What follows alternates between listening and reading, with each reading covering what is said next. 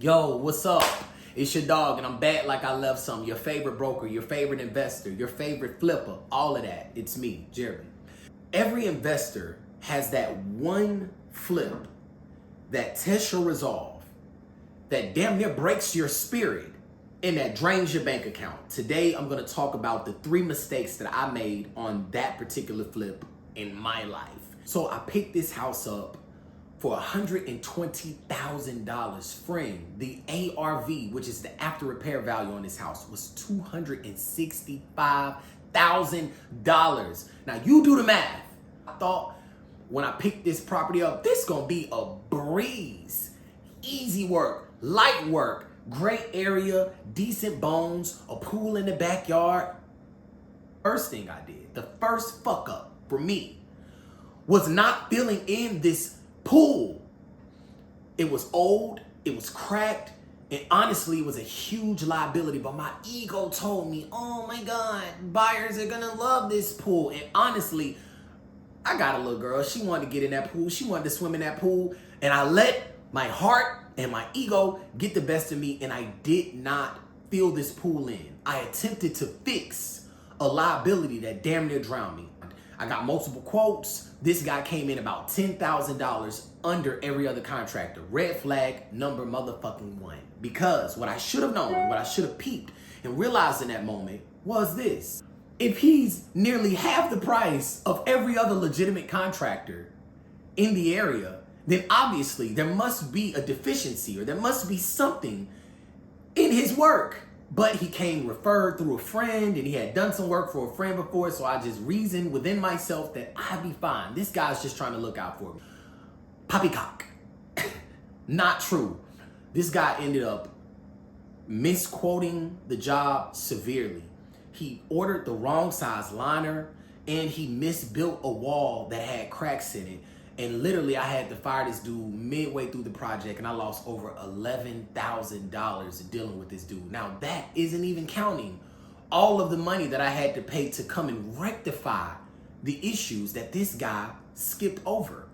I'm talking about paying someone to rebuild the wall. I'm talking about paying for a brand new liner after already paying for a goddamn liner. I'm talking about paying for a new pump. I'm talking about hiring someone to come in behind another person, which is always an expensive endeavor. So the first mistake that I made was not filling this pool in. Months after I closed this house, I was still paying money on this pool. So that should let you know right there what went down. Second mistake, and the most costly mistake that I made on this project, was I did not properly secure the job site. I didn't properly secure the job site. Man, when I tell you them folks hit me like 3-4 times, who was them folks, bro? What you talking about? Oh my God. Yeah, wait, I'm gonna tell y'all. Them folks are the robbers, the thieves, the pickpockets, the dinner thieves, the swindlers, the niggas that's creeping the back door as soon as you walk out the front door. I did not properly secure this house, and that falls on me. I didn't have proper cameras. I didn't have proper lighting.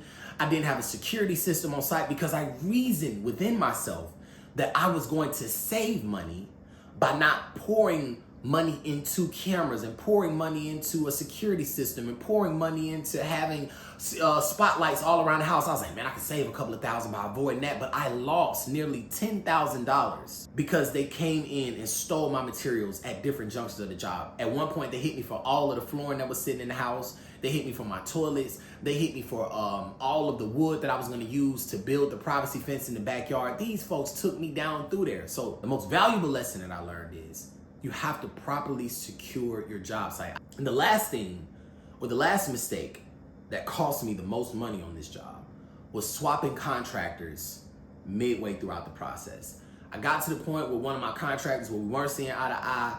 LeBro wasn't showing up for work. He was steady asking for money, but he wasn't completing anything. So I was like, you know what? I got to bring somebody else in to finish this thing. Now, sometimes you literally have to do that. Like, sometimes it's just a part of the game. It's par for the course. However, it is always more expensive to get someone else to come in behind someone else and get the job done. If I got to hire a contractor to come in behind you, he's going to tax me down to the ground. Why? Because he's like, oh, he did this wrong. They did you wrong right there, boss man.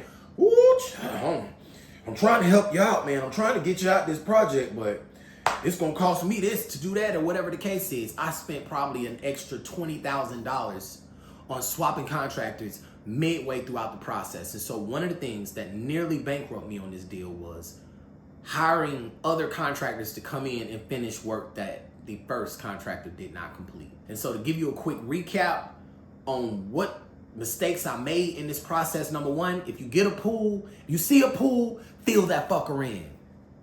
Fill it in immediately. The second thing I did and what I advise you to do is make sure, bro, secure your job site. You're not saving no money by not putting cameras out there, by not getting proper lighting, by not getting a security system. You think you're saving money, but on my mama, you losing money because they come in there and tear you apart like they tore me apart.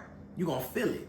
So the second thing is, again, make sure that you properly secure your job site. The third thing is, if you can avoid it, please make sure that you stick with the one that brought you to the dance. Don't swap contractors if you can avoid it. That's a quick breakdown on the 3 things that I learned from the worst flip I've ever endured in my entire life.